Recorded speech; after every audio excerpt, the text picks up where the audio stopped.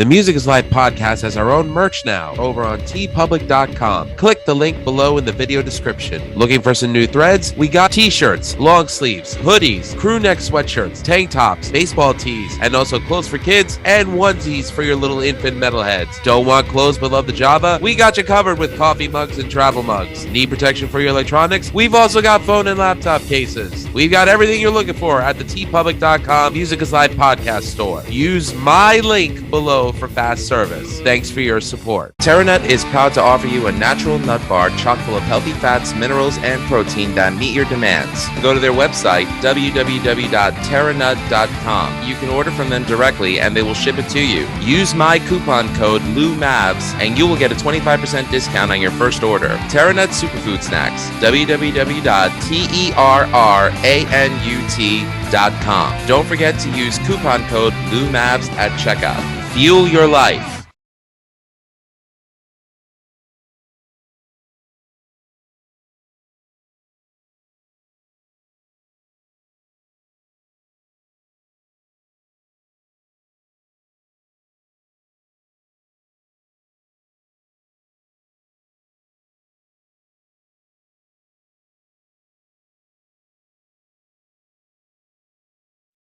There's things that I personally will not discuss on the podcast, but I will never censor any of my guests from talking about what's important to them. And as long as there's respectful discourse, it's cool. You don't have to like it. You don't have to agree with it. If it offends you, watch something else.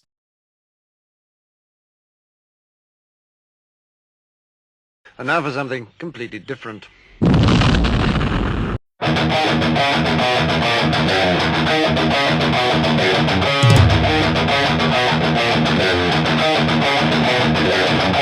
We are ready and waiting for you now. If it's a fight that you deceive, we've acquired our strength through pain. No more are we pathetic again. You are the reason why we claim that we've all become this way. And I regret this prison that I've created for myself.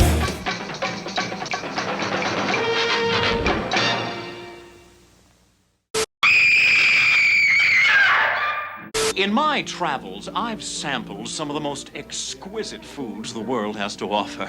And that's why they've asked me to tell you all about a charming new eatery located right downtown. I'd give my right arm for that secret recipe.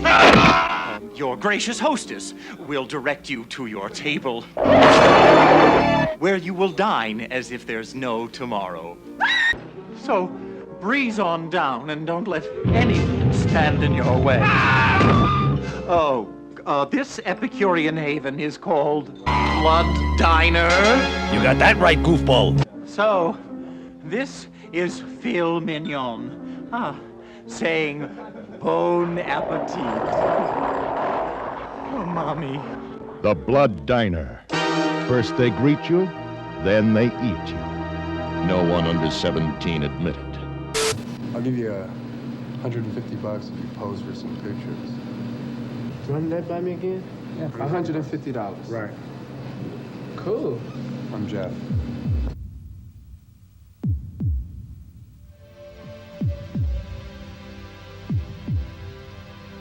His friends thought he was friendly. His grandmother was trusting. He convinced everyone he met he was sane.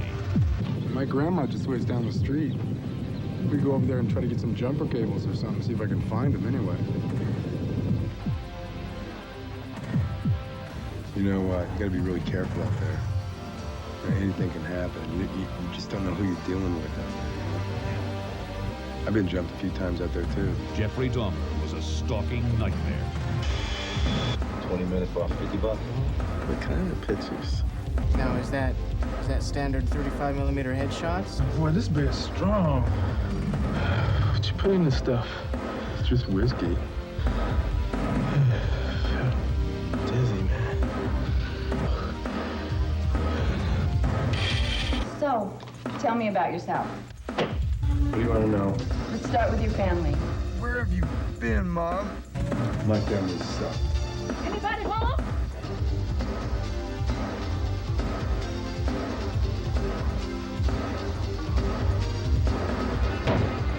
Open up, Mr. Dahmer. It's the police.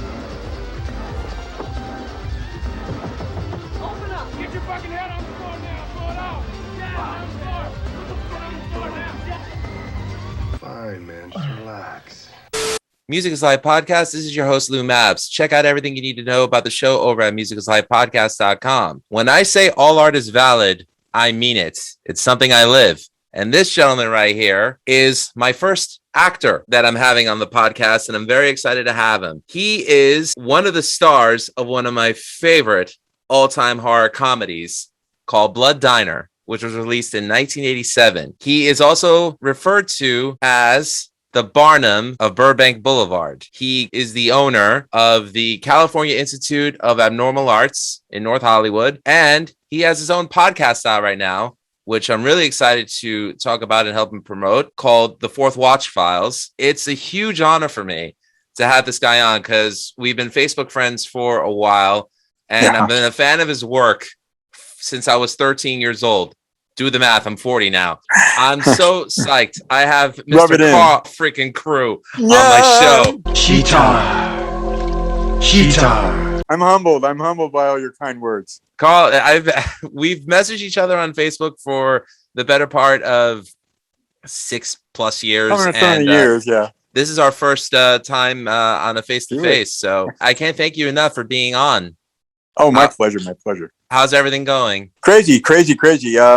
We, during the scamdemic, we did just tons of shooting. I mean, it's so funny because literally I set the Institute up so I could eat between films, and it kind of took over. I mean, we've been here for 26 years doing sporadic films through it. But since the scamdemic happened, I've been in 9 films. I just did another one the other night, all night long. So it's kind of cool in a way, you know. I mean, I grew up in a repertory theater group in San Francisco. I mean, literally since I was like 6th grade till I was 20, many years. And I was trained by one of the best directors I've ever worked with in my life. And there's no one in Hollywood that could come close to this guy. I was so blessed to have been instructed by him, you know, like so young, learning simple stuff like finding your light and listening when you're on stage. You know, it's all about listening, how to respond specifically to how the line was just said to you.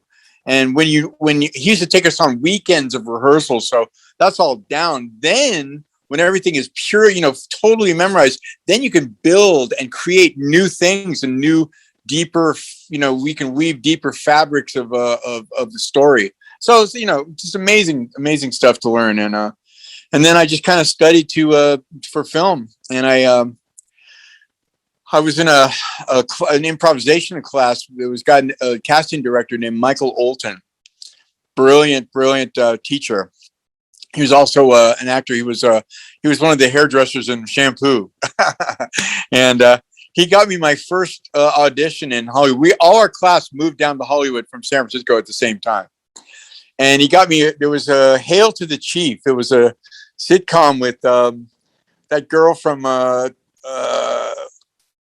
was Patty Duke was the president, and I was going to play the son, and I got three callbacks, and then I didn't get it.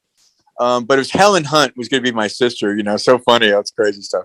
But anyway, yeah, I mean, it was that long ago that I came down here, and it was about 6 months later. Actually, I collect cars. I mean, I did at the time. I had a 58 Pontiac Chieftain convertible, and it was gorgeous, pink and gray.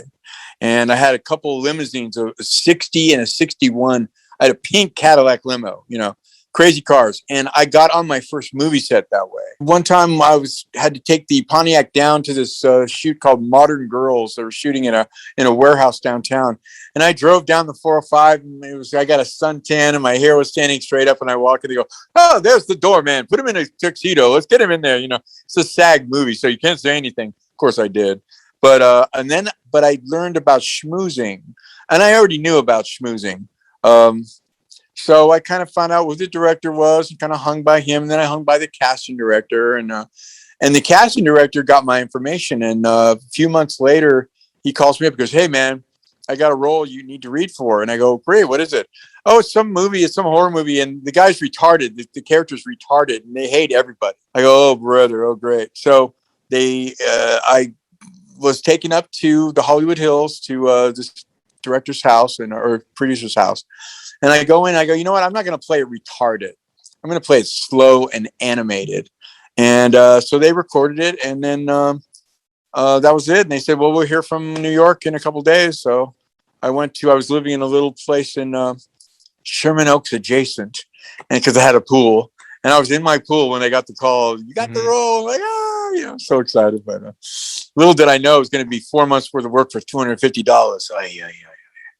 Yeah. That's what they paid for a lead role. Yeah. So I don't love low budget films. They take forever. And I mean, that wasn't that low budget, but they're just, I later made movies with Bill Osco, who was one of the producers.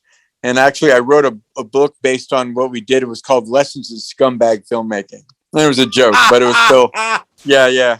But he actually introduced me to the people who funded the Dahmer film, the Jeffrey Dahmer film that I did. Jeffrey Dahmer, The Secret Life, by the way, available. Yeah. It is available. So I got a call from Bill, and we're on the phone, and Jeffrey Dahmer was on the TV, and he's going, you look a little like Jeffrey Dahmer. I'm like, ding! And I went online, and I got the police interviews from Jeffrey, and I wrote my script from that. So literally the dialogue is that. I'm the only one that can say that Dahmer saw my movie in prison before he was murdered. No one else can say that. You mean of like all serial killers, or just like... No, of any of the Dahmer movies made. I'm the only one that he saw. I think up until the point where he was murdered in prison, I think you had the only one. There was a one that came out with Jeremy Renner. Yeah, way before he did the Avengers films, which was okay at best. But. So, and I was literally interviewed in front of his apartment door before they tore the building down. It was amazing, standing in front of the actual door. I just reached out and touched it. And they took a picture of me touching the door. The next day, Carl Cruz, star of Jeffrey Dahmer, makes love to Jeffrey Dahmer's door, And like the director was furious. And I'm like, oh, dude, you can't pay for that kind of publicity. Come on, But by the time we got as P.T. Barnum says, there's no such thing as bad publicity. Amen. That's right. By the time we got to Maury Povich, which was in New York back then, it was before the Who's Your Father, when he was kind of a decent... Or the teen boot camp ones. Yeah, there you go. They whipped him into a frenzy in the back because they wanted ratings. I got slapped. I was thrilled. I kept smiling every time I was attacked. Because God knows you eat human brains and things like that, Carl. I mean, come on. But really, I do have empathy for these people. I felt weird about posting that again because, God bless all these people that go, this horror. It's a horror to go through losing your family to that. I get it. But I was being attacked back then, and I was young, and I was like, yeah, okay. I'm kind of a different person now, in a way, because I deeply empathize with people who have gone through this. I used to be a mortician. I lived at a mortuary for 5 years. I was an apprentice in Balmer. I had a whole series of questions. It came in handy when I did the Dahmer film. Yeah. I had a whole series of questions that I was going to ask you, and you're answering all of them before I ask you them. Yeah. I lived at the mortuary for 5 years. Actually, there's a really creepy story. My business partner now for the Institute, we had the 2 student apartments above the mortuary back in the day. We were both apprentice embalmers. And we got together years later down here and set up a club with dead bodies. Figure that out. Yeah. We would go hiking. This was in San Rafael, and right over from San Francisco. And there was Muir Woods, Mount Tamalpais. We'd go hiking up there all the time.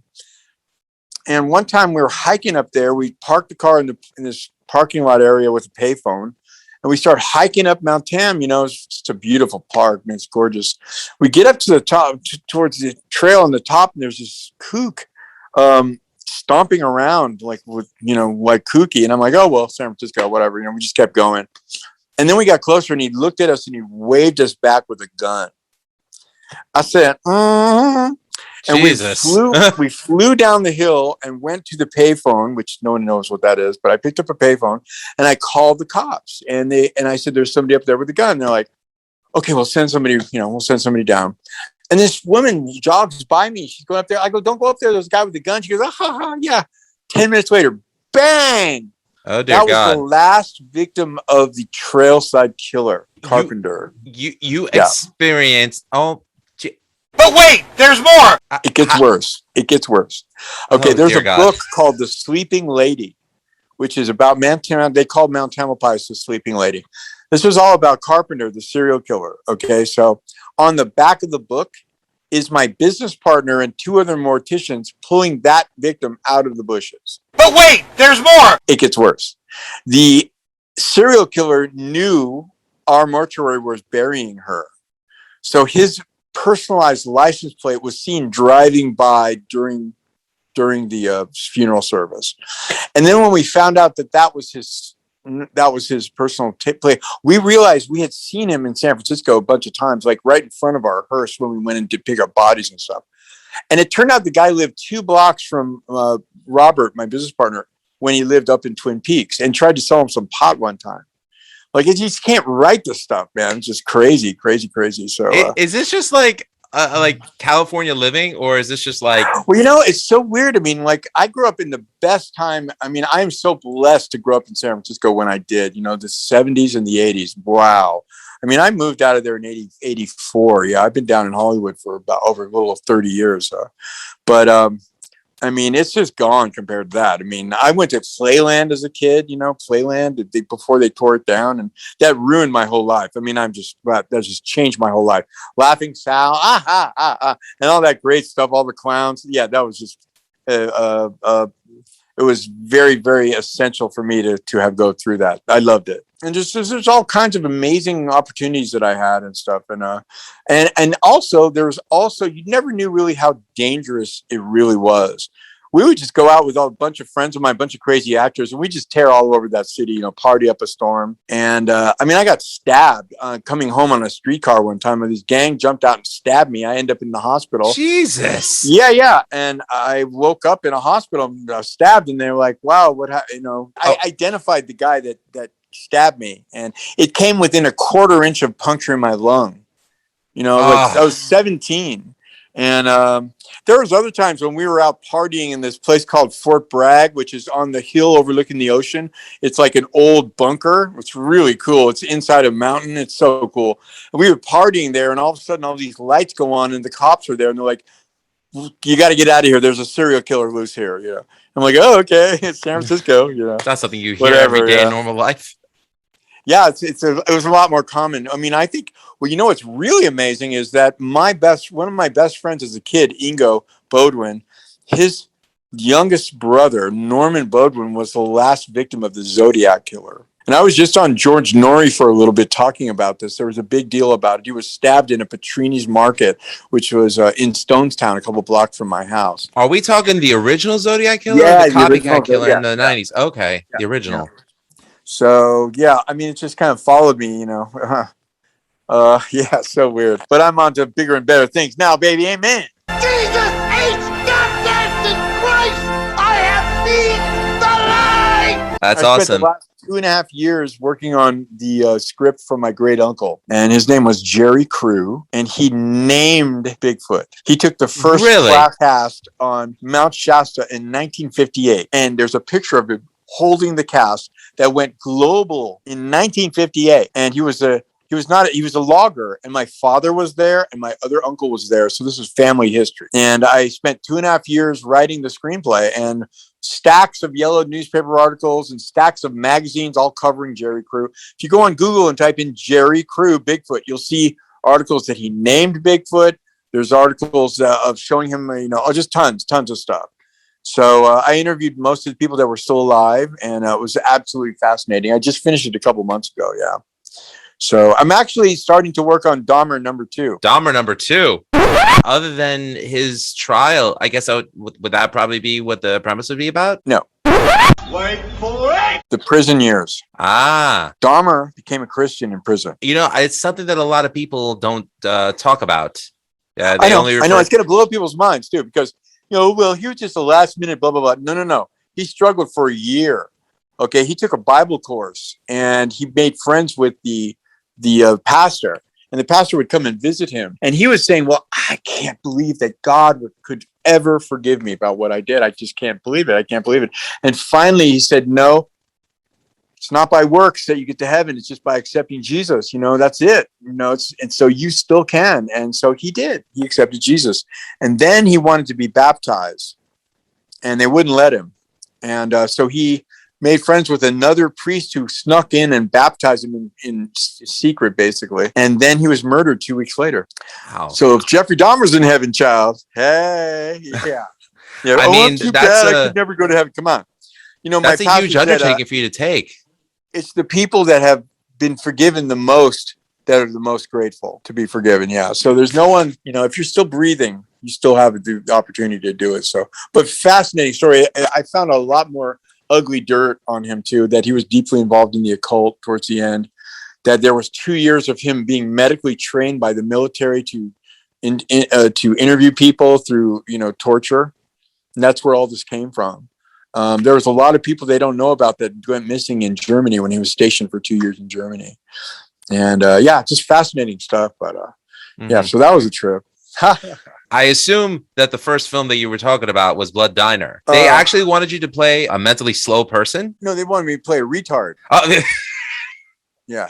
And I said, no, I'm going to play it slow. I thought George was a wacko, but I didn't think, the way you played him. The auditions, I wish I could see the audition. No wonder no one got it, Everything about that film was just perfect. It's safe to say that the producers of the film originally wanted to do sort of like a sequel to Herschel Gordon Lewis's Blood Feast. Absolutely. But it ended up getting a life of its own. Exactly. That's exactly what happened. So, and it's so odd because this was my first lead role, and in a film. And of course, I've had many, many lead roles in the theater. It was like, and we're gonna have the big opening in Seattle. We flew up there with Jackie and Bill and everybody, and it was packed. And we did Q&A afterwards, and it was like hugely received. It was incredible. Then we went up to the hotel afterwards and called in for the numbers. Oh, that's when we found out that Vestron was pissed off at Jackie and opened it in 2 theaters with no advertising. Are you serious? Yeah, they had a vendetta. That would have been the perfect midnight film right next to like Toxic Avenger or anything Trauma released. They were crazy. They were burning bridges because they don't care. I think they actually went out of business shortly after that. What, Vestron? Well, it was a few years after that, but the point is that you don't burn the bridges that you're using right now. You just for the fun of it. I worked with Bill for many years afterwards. We did a bunch of movies together, and Jackie hates me because of it. When they just released the DVD or the Blu-ray, Lionsgate called me and said, you got to come down and sign these things at this place where we're doing it. And I said, fine. And I came down and the man from Lionsgate, oh, well, Jackie, she doesn't want anyone else her, just her. And the woman at the place, she knew me. She goes, no, please stay. People are going to want to get your signature. I said, no, I'll just go down to Portals and get an iced tea and come back. So I came back and I did. And there was Jackie sitting there at a table. And I walked up and go, hi, Jackie. Oh, and no. And you are. And I'm what? I go, Carl Crew. Yes. The star of the again. I said, you know what? Just for old time's sake, can we get a picture together? And she had just taken a picture with the janitor. And she goes, oh, no, I don't do pictures. Oh, and I'm like, I go, really? We're still in 7th grade? Come on, just for old time's sake. No, I won't do it. And I go, Jurig, the DP. I go, come on, let's go. No, she won't let me. I go, okay, fine. And this is all because I took all the people that were waiting at her table over to my table, and I was signed the DVD, whatever, blah blah blah. And this is all because you maintained a relationship with Bill Osco? Yeah, because they got a divorce. Yeah, they hated each other. I didn't even realize they were married. Oh yeah, they were married for 5 years. Yeah, I used to go out. They had a beautiful house in Malibu. I'd go out and cut bushes, for extra money and stuff, And they were out there, but yeah, it just fell apart and it was really bad. And Bill passed away about 1.5 years ago. My condolences, because I know you were friends with him. That was hard. Yeah, I have a lot of really funny memories, but he was he didn't have a great artistic sense, but he knew how to make a film. He treated actors like furniture, and he knew how to make a film. He taught me how to make a film. We did a movie called Gross Out, which I don't really talk about. We don't have to talk about it, but it is a notorious midnight film. Yeah, I wrote it. It played for 10 years in the movie theaters, and my name's not on it anywhere. And actually, Dino Lee, who was in it, who was also the king of white trash. Yes. He's been my dear friend for many years, and we totally recut that film. It's called White Trash now, and it's 1,000,000 times better. We took all the garbage out, and we made it black and white. It's just absolutely cool. So we're gonna. I'd like to see a version of that if one ever becomes available. Yep. But it's just my college film. I didn't want to put my name on it because it's not what I'm about at all. But You know, I grew up in the midnight movie theaters of San Francisco. So Eraserhead, Pink Flamingos, all that stuff, anything outrageous, you know, I loved all that stuff. Bill Osco, I knew of his name prior to Blood Diner because I've always been a cinephile. And although I'd never seen them, I do know that 2 films that he had produced. One was Flesh Gordon. And Alice in Wonderland, and the Alice in Wonderland, the XXX musical. and these are R-rated by today's standards, but when they came out, they were X, you know. And today they're R. And I mean, when he first did Alice in Wonderland, he was 23 and he was living in the Bee Gees mansion. That's how much money he made. I mean, $26 million he made on that movie. Just, you know how much that was back then? Holy moly. I mean, count inflation, I guess, multiply it by 10. Probably. Practically, yeah. And he's living in the Bee Gees mansion, you know. And actually, Jackie Kong was, I guess, a stepdaughter of Marlon Brando. One time they flew me up to Vegas to pretend to be a German investor they're going to do a documentary on Glow, Gorgeous Girls of Wrestling. Oh. So I flew in, I pretended to be a German investor, you know, and I got to watch Jackie Kong gamble. Which was very interesting. She taught me a couple things. You sit around, you watch these old ladies gambling on all these machines, and they're there all night shoving their money and they just and they walk away. That's when you go and gamble on their machine, and usually you can win. Yeah, it's like learning to do that. Yeah, I presently have a rule with gambling. I hate to gamble because I hate to lose money, but I have a $20 limit, so I will play $20 and I'll walk. But usually, you know, if I win $5 in and I win $200, I'll walk. As soon as you win, you walk, and that's it. And you never get screwed that way. Only for $20. I went from the $5 blackjack tables to the penny slots. I'm happier with the penny slots. And but you can't win anything with the penny slots. You know, I used to collect coin ops. You know, I had jukeboxes and old slot machines, and I love coin ops. You know, I had an antique store in the Haight-Ashbury. So, I mean, seeing these giant, beautiful slot machines with all these incredible graphics is gorgeous to me. It's so much fun. So, but I won't be tempted beyond $20. Sorry. Well, I have a greater gamble than casinos, and that's raising a 3-year-old daughter. Anyways. Oh, child, amen, man. You would put all the money into that. Yeah. I have been. They got for $5.29. Anyways. What's your name? What's her name? Anna. Yeah. Oh, God bless you. That's so cool. Thanks. Yeah, named after my grandmother on my mother's side. So very cool. Beautiful. Thank you. I won't show photos of her because that's, you know, not for you to know. My daughter's for me, not for you. Amen. Not for you, Carl. I mean for the audience. Yeah. No, I get it. So one of the things that I definitely love about the film Blood Diner itself is the acting. I thought all the actors did such a great job, including Rick Burke, rest in peace. He's so cool. And Drew Goddard, who played Uncle Anwar. Count on Sesame Street. That's who we voiced him after? No, but that's what the people compare him to, yeah. And I mean, everyone. I mean, I wish I could remember them all, the names, but the actors who played the officers, Sheba Jackson and Sheba. They call her the Tootie. Is this Tootie? There's a really great. She looks like Kim Fields. That's crazy. Good Flicks, Bad Flicks, Blood Diner. They did a great review of it. I was really happy when I saw that review. That was really cool. And they keep comparing her to Tootie and stuff. It's so funny on Facts of Life and stuff. I have to ask you, the police chief. Oh, sorry. Go ahead. Oh, yeah. Oh, boy. Okay. That's a whole nother. Well, the police chief was hilarious, too. But then there's always Mark Shepard. Oh, yeah. Ah, yes. The 1970s clad Mark Shepard. Yeah. I still am friends with him today. Robert, Mr. Dower. Yes. Roger Dower. Rick Burks was a really, really kind actor. People don't know that. I mean, when I first got on the set, Bill Osco and them, they just love to taunt people and set people up and do pranks on people and just nail people, you know. And I was not ready for this, you know, and they were doing it to me. And Rick took me aside, dude, just give it back full barrel. You know, who cares? Don't worry about it. And I did. And then we were having a blast. And then it was fun.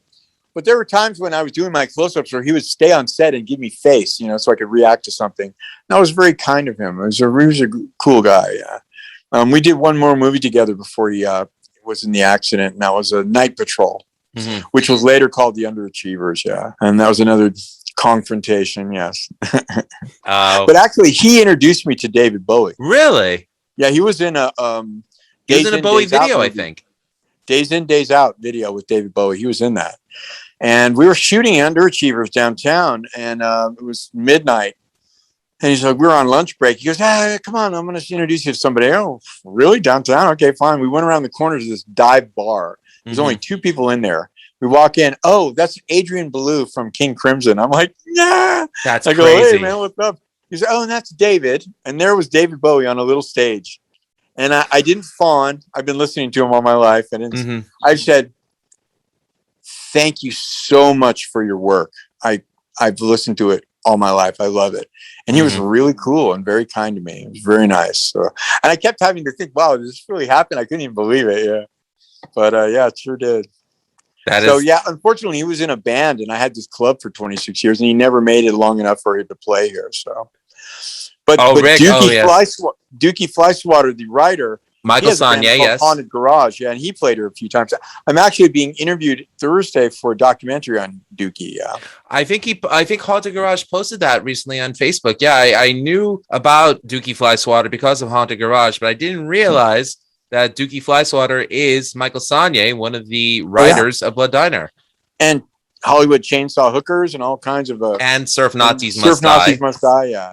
He's got a long list of movies he's written. Yeah, I was just Jimmy Maslin, the other producer, just asked me yesterday, did I ever send you Blood Feast 2 that Dookie wrote? I go, no, send it over, man. I want to see it. He wrote that film that Herschel Gordon Lewis directed in 2001. No. Oh, because that's the only Blood Feast 2 I know. I don't think this was ever made. I don't think this one was ever made. Oh, okay. All right. But I don't know. Maybe it was. I don't know. I don't think so, though. I literally wrote Blood Dinner. Yeah. It's the sequel.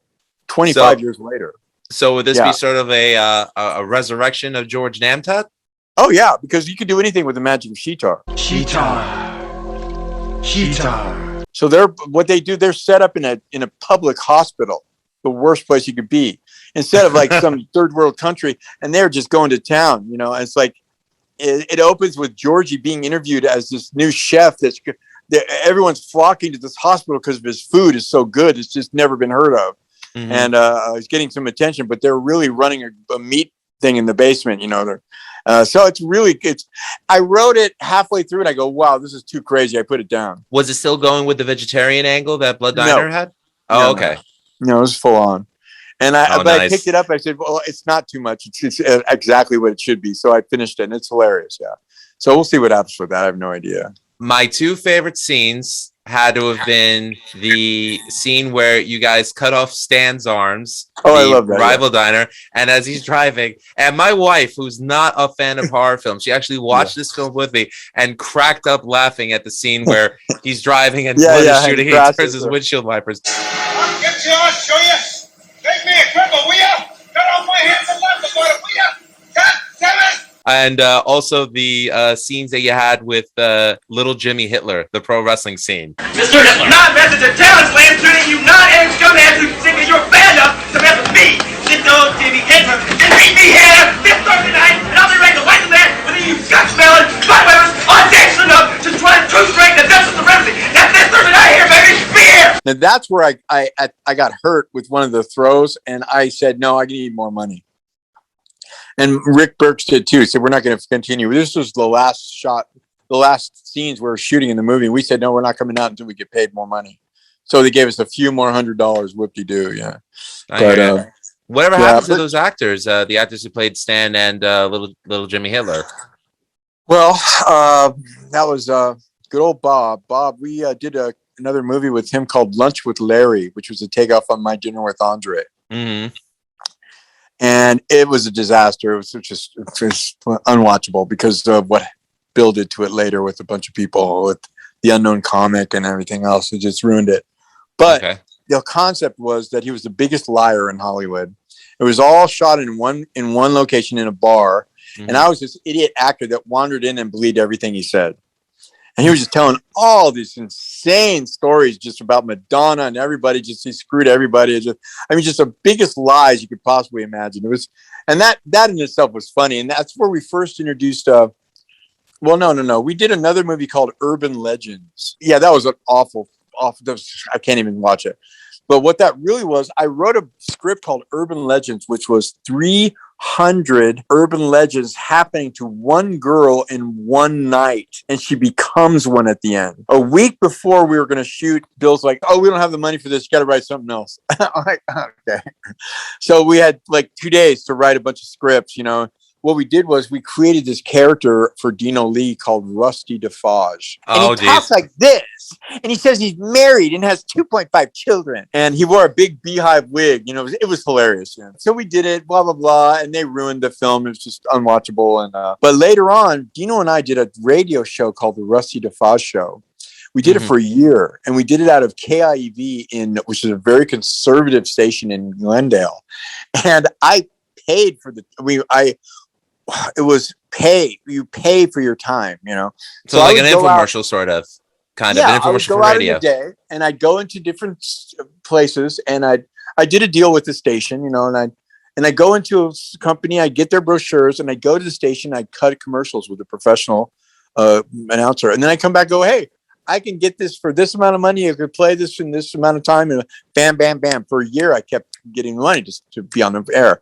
So this was a call-in show, the Rusty Defoach Show, and it was freaking hilarious, man. I mean, you have no idea. We got in so much trouble. I mean, every time we did a show, the next day I'd get a call from the owner. Rusty Defoach cannot say he smells women's periods through the phone. And I'm like, dear God. Yeah. I mean, you have no idea. Actually, what we had been doing it for a year, and all the writers for Saturday Night Live were our fans, and they would send us letters and stuff. And it's starting to take off. You know, I would go in the other room and call in all these people as Dusty Defoach, his lesbian wife. You know, I never said it was, but yes, hey, Rusty, you son of a bitch. You know, and I call him and we were all giving him shit all the time. Oh man. And I call him his hello, and just all these different voices. It was a lot of fun, but eventually people really started calling in. It was crazy. And it started to get really popular. So we thought, well, you know, let's take this over to David Hall at KFI. And so you can't get an appointment. I said, well, just walk in. So we literally just walked into his office. Says, yeah, we have a 10:30 appointment with David Hall. And what's your name? No, I don't have you down. Oh, there must be some mistake. We just drove here all the way. We're supposed to have an appointment. You go ask him. Yeah. No, you don't have an appointment. We just came in from Beverly Hills, you know. Can you just go ask him? Okay. So she did, and he comes out, and he was really pissed. We got thrown out. Be interrupted. We threw us out. Oh, but man. Before he threw us out, we gave him our tapes and told him what we have done. He took these tapes, and he did the Phil Hartman or Phil something show, this other call-in show that was exactly our show. He stole it, and this guy got really famous. Yeah. So we did some crazy stuff too. There was we would trade commercial time for a limo ride every time we go do it. You know, this old guy in a limo would come pick me up and, hey, you want to smoke a joint? I said, no. And like we go in this limo, we go pick up Dino in Glendale, and we go to the station in Glendale. One time we went to pick up Dino, and he would do the whole radio show in full makeup and the big hair and the, you know, red little suit and the whole deal. It was hilarious. He was full costume. He was the character, you know. And we came around the corner to pick him up in his car. His Cadillac went, bam, into a tree. Oh, no. And he was drunk. And I'm like, ah. And so he spent years being drunk performing. So he knew, you know, he came over and hopped in the limo, and we went to the station, and he did it like he was depressed. He played it like he was depressed. Oh, my life is so horrible. And people going, oh, Rusty, it's going to be better. It's going to be, no, I can't take it anymore. You know, he just played it off. And then I called him up and gave him a bunch of crap. Yes. I like his wife, you know. And what happened was we went off 10 minutes early with due to difficulty. But he said I'm going to jump out this window. And he oh. And then it went off due to technical difficulty. We could not, blah, blah, blah. And the last 10 minutes was just this announcement, you know. And like 600 calls came in, the fire people, the police called. We got in so much trouble. It was ugly. It was so ugly. And the next week he came back, and I landed in a Dipsy dumpster. You know, we just kept going. You know, it was a lot of fun. There's a page on Facebook, Rusty Defoach, which has some of it on there, but I'm trying to get him to get all the old tapes and get them transferred. But yeah, Dino Lee, he's an amazing guy. He's actually recording with a bunch of like people like Mark Lindsay from Paul Revere and the Raiders. He's doing his new album. Mm-hmm. He's like an incredible musician, Dino. Yeah, amazing. He's amazing. Blows my mind every time I talk to him. Plays me some stuff. Yeah. Yeah, amazing. I was so happy because he was so crazy, but now he has 4 kids and a beautiful wife. And it's like, yeah, baby, woohoo! Yeah, he did really well. Yeah, he'll always live on in my mind from the scene in Blood Diner. But another one of your yeah. But another one of your films that I wanted to touch upon was Jeffrey Dahmer: The Secret Life, and you had brought this film to my attention many years ago. I just never got around to watching it until about a couple of weeks ago. Because I saw that it was available on YouTube, and my wife and daughter were not in the house at the time, so I was able to watch it freely. And I have to say that it was probably one of the best films about, because I do watch horror and I do watch ID Discovery. I'm not going to lie. And it was probably one of the best adaptations of one of the most horrific serial killers that ever happened. And that ever lived. And I have to say, I thought your acting in it was great.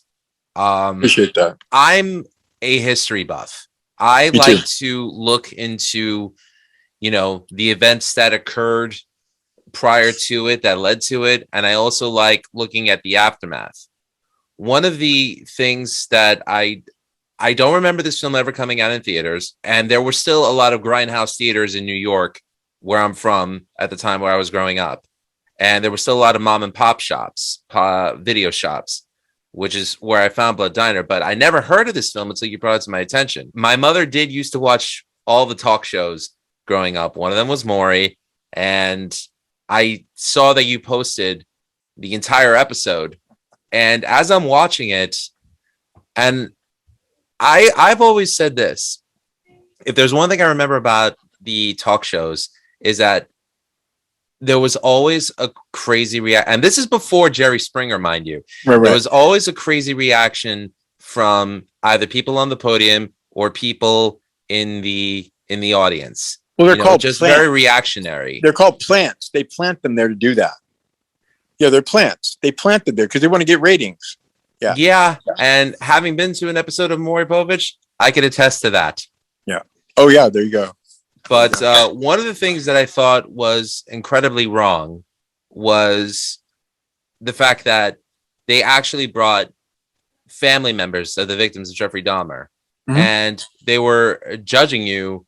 And I got to admit, I fell for you when you were up in that audience. Thank you, man. I don't think many people did because they thought I was haughty or something, but I'm just defending. I mean, they thought Hollywood swooping in. I'm like, Hollywood, we're just this low budget little film. But they accused you of glorifying him, which is what you didn't do. You didn't glorify what he did. That. We tried to, like, people say with the voiceover of him explaining stuff, it was a different perspective from what it would normally be portrayed as. So you're kind of getting a little bit of insight into his thinking, and people can miscue that as trying to give an excuse for it or something. But I think that's kind of a false equivalency, though. I know it is, but it's people are dumb, whatever. I mean, I got a lot of horrible reviews at first, and then a lot of really, really good reviews when it just was there for a while, and it was quite a trip. It was so funny because when I was in high school in San Francisco, I went to this place called Bridgemont High School, and I was in journalism class, and at the top of the hill was the Fairmont Hotel. I called up and go, "Who's up there?" And they said, "Oh, Dom DeLuise is playing." I said, "Okay, thanks." Click. Call up Dom DeLuise, please. Put me right through. Hi. And I talked to Dom DeLuise. I interviewed him, and I recorded him, and I did an article on it. And so years later, when I'm flying back from doing the Maury Povich show, who do I sit next to? Dom DeLuise and his son, Peter. Oh, man. There you are. He borrowed the tape from me after I finished it. He never gave it back. Yeah. But yeah, whatever. Well, I think it's great that now you have your own podcast, Fourth Watch Files, where you talk about some of the crazy things in the world that couldn't be real, but it's really great subject matter to talk about. Have you heard any of them? I did listen to the pilot episode, and I do subscribe to it on my iPhone. So, Did you hear the one we did about Jack Parsons and L. Ron Hubbard? I did not, but I'm looking forward to that because I think Scientology is a crazy subject to learn about, and I'm interested. Super creepy. Yeah, actually, the cross of Scientology is the same cross that Aleister Crowley used for a satanic church. But anyway, yeah, it's like the Christian coast to coast. So we talk about Bigfoot, we talk about UFOs, we talk about all this stuff, and what the idea is to just tear all the nonsense out and get to the truth of what we're really talking about. I was just actually interviewed for a documentary on reptilians a couple of weeks ago, and I brought in a friend of mine who knows a lot about Nephilim and stuff, and blew this guy's mind. Afterwards, he was so disturbed he didn't even want to go home. The guy who shot it, so we had to pray over him, because it's very important to understand there's so much deception when you're in that world. Anything the occult, that's why God forbade the occult in the scripture. Why? Because you're opening your mind to just total bull, to total lies of the enemy. So, but I feasted on this stuff all my life. When my father was a cardiovascular surgeon in fourth grade, he goes, "Hey, we're going to Hawaii during the school year." I'm like, "Yay!" And so we were getting on a plane, for 2 weeks. And he goes, "What kind of book do you want?" He knew I was like, I grew up in the Addams Family's attic. So I was like, "I want a ghost book," He bought me a paranormal ghost book, not a ghost story book. And that's what intrigued you. And it blew my mind, and I read all about, and it kind of set the course for some stuff. So, but now I know what they are, now I know they're not dead people or anything, but yeah, it's very interesting to get that perspective out there. So yeah, I'm really excited because there's a possibility. There's a show called Lost Relics of the Knights Templar. Mm-hmm. It's on the History Channel, and these two millionaires from England, I've seen the first series of it, and they're the only ones who have found the treasure from the Knights Templar. They're the only ones, and they're going through it. It's just amazing. And I wrote a script called Fall of the Knights Templar because I've studied it all my life, and it was bought from me before I even finished it. Mm-hmm. And so I was talking about that. So I think I'm going to have them on my podcast next week because they have another series coming up starting in September, the second part of it. And I just love all that stuff. And you still have the California Institute of Abnormal Arts, which is the beautiful location behind you. Yep. I don't know if you can see it. That's the main stage up there. Yeah. That is really cool. We have 2 stages. We have a museum, and I have 3 dead bodies from 100 years ago, and all in the Ripley's book, and blah, blah, blah. I'm actually thinking about moving the whole place to Vegas. That would be a great location. 45 million tourists a year. You think so? Yeah. Probably not. No. Yeah, I know. And cool. Most of my performers live there anyway. So I have no idea. It's all up to God, baby. Amen. Yeah. Well, listen, Carl, I know you got to run. Where can the people find out more about Carl Crew, California Abnormal Arts, your podcast? Please go ahead. Well, we have a Facebook page, CI Abnormal Arts. There's actually 2 Facebook pages, CIA, which is our history page, but CI Abnormal Arts is all what we're doing and right now and stuff. And we're just starting to do a few little shows right now. There was also Chez St. John Couture. We didn't get into Chez. Oh, yeah. Chez St. John Trigger Happy on YouTube. It's a documentary I did about working with the most handicapped performance artist in the world. She's in a witness protection program right now. My friend's dead that brought her over here. And I tell the real story about what happened. It's 13 minutes long, 171,000 hits on it right now. Chez St. John Trigger Happy. Yeah, trip out on that. Yeah, that's, I'm on Rumble and a bunch of different YouTube Fourth Watch Files. And yeah, amen. And Fourth Watch Files is available on all audio streaming podcast platforms. Pretty much. Yeah. I deeply appreciate you having me on.